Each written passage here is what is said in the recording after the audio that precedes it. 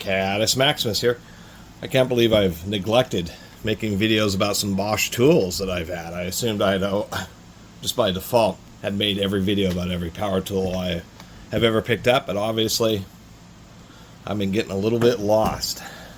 Because I haven't talked about this Bosch Classic D, or this is a 1618 router with the D handle base, Magnesium. This is one of the earlier ones, so Bosch tried to make them a little bit lighter weight.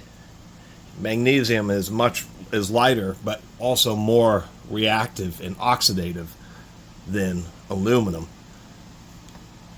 And so they have to either do special coatings or really tune the magnesium alloy. And so oftentimes you'd end up where you just get kind of gross, and this would just be from humidity on it. Bosch got a lot of complaints. Now, a long time ago, I did a video about a 1618 EVS, which was the slightly higher power. This has an 11 amp motor on the single speed one. The variable speed EVS version had one more ampere, 12 amp motor at 120 volts, and of course electronic variable speed. Had one of those, ended up selling it when I needed some cash, back when I was starting out the channel. And more than 5 years later, ended up with this from an estate sale. It was a reasonable price.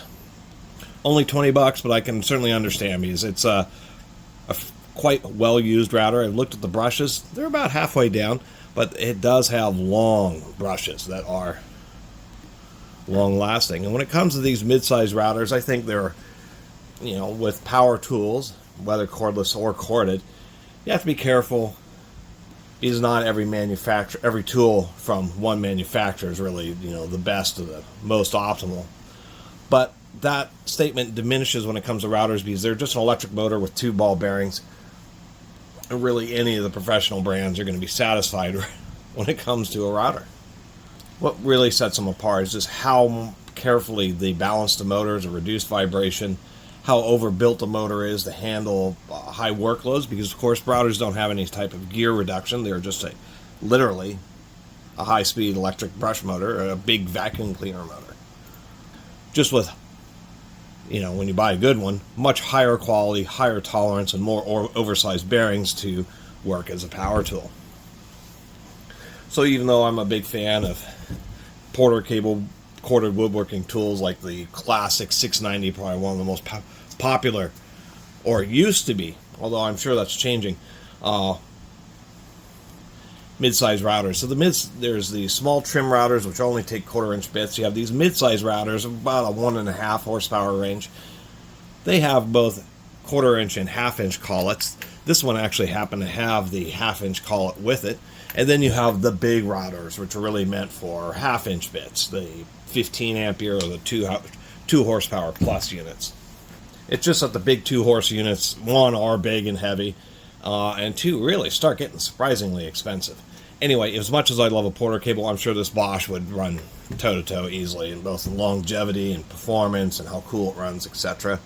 That'd be different if I was comparing a nice Bosch belt sander to one of Porter cable's classic 500 series worm and chain drive belt sanders. That would be an example of, one product being so much better than another. But when it comes to these routers, I really don't see any difference.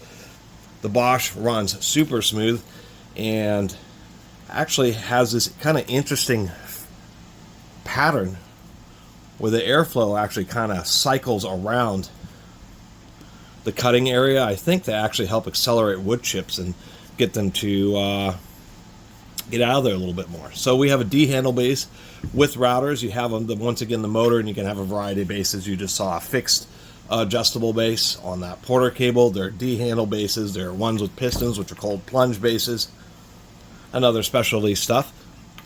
This has a standard wide mouth base on it, and that's the other thing that attracted me to it. Many routers come with this small opening, and people complain about this.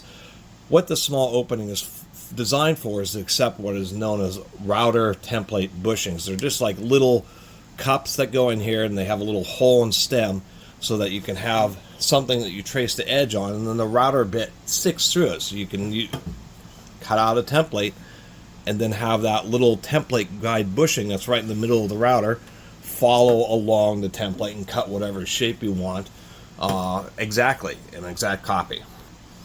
and that uses this kind of shelved small 1-inch hole. A lot of routers come with that, and people lose bases. So it's actually, this I thought was kind of nice, because this has, although no, that's factory, it almost looked like somebody had just carved it out, but this has a nice 2-inch opening, so it's easier to deal with larger router bits.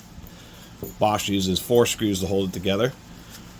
On the D handle, we have the D handle itself, which just includes a heavy duty trigger switch. It's one of the reasons they're more expensive is the handle and the redundant electrics.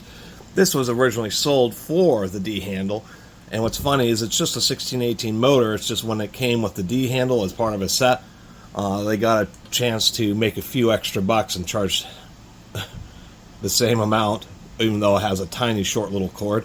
But I do like the fact that you have 2 redundant switches. You have one on the motor that you have to turn on, and then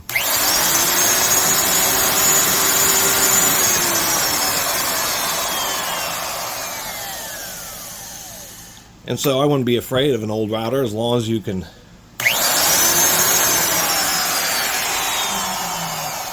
you don't always have to be able to run it. One of the things that you do is you just really firmly adjust it so you can get a hold of the spindle and try to push that spindle back side to side, or pull it in and out. If you feel it rocking side to side or going in and out at all, you know that the bearings are not good.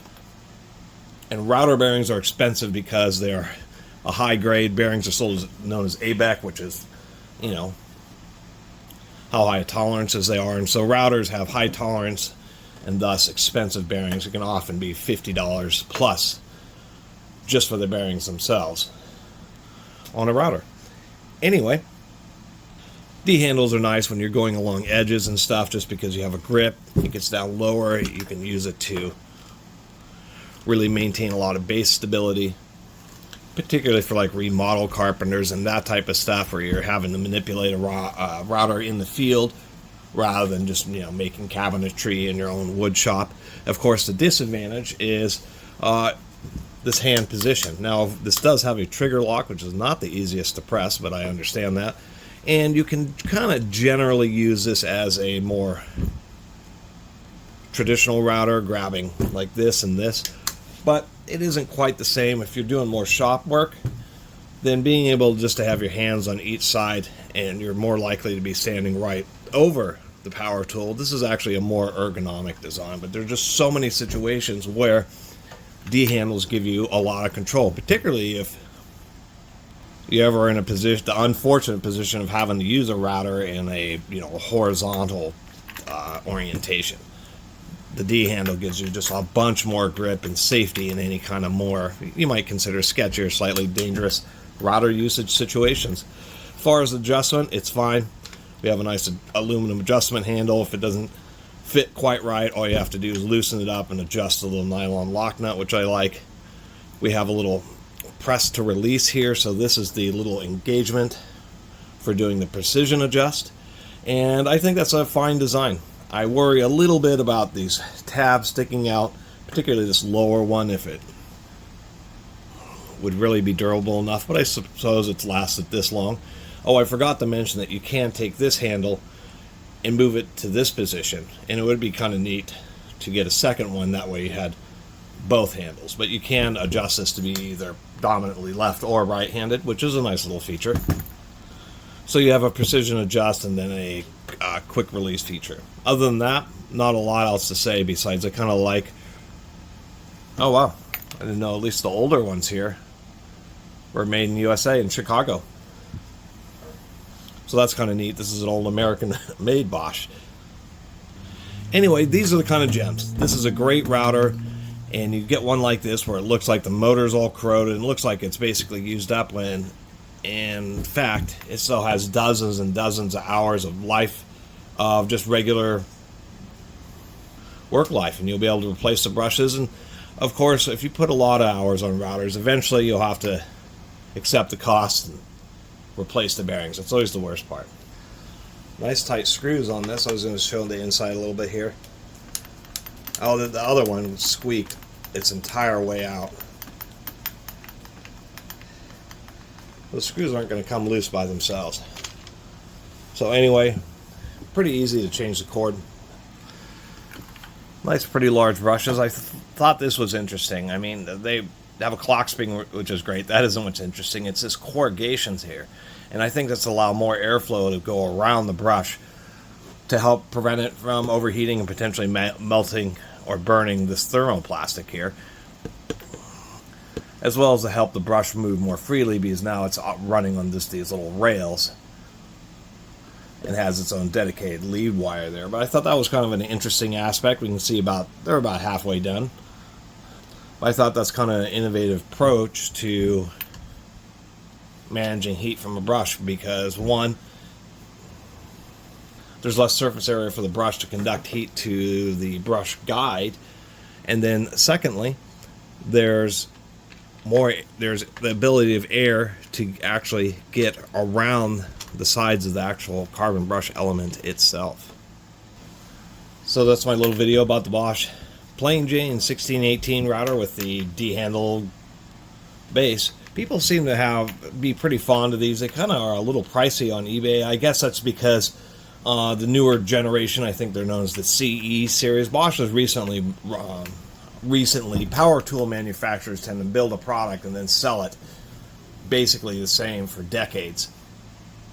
And it seems like they're progressing, because they'll update one product and then, the next year they'll update a different, jigsaw and a router and a circular saw, etc.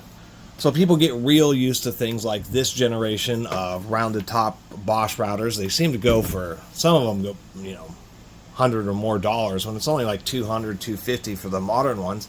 But since they've, swapped out their old Jigsaw series with their new J series, they've now gone with their CE series on routers, and they just haven't quite proven themselves in the market. So when people say, heck, even watch a video like this and say there's an old well-used 1618 that works just fine, you can just pick it up and start using it. Don't know if that's going to be the same with the CE series. And then getting something that was reasonably popular like these Bosches means no problem finding bases and replacement collet chucks and brushes and all sorts of other componentry. Anyway, thanks for watching.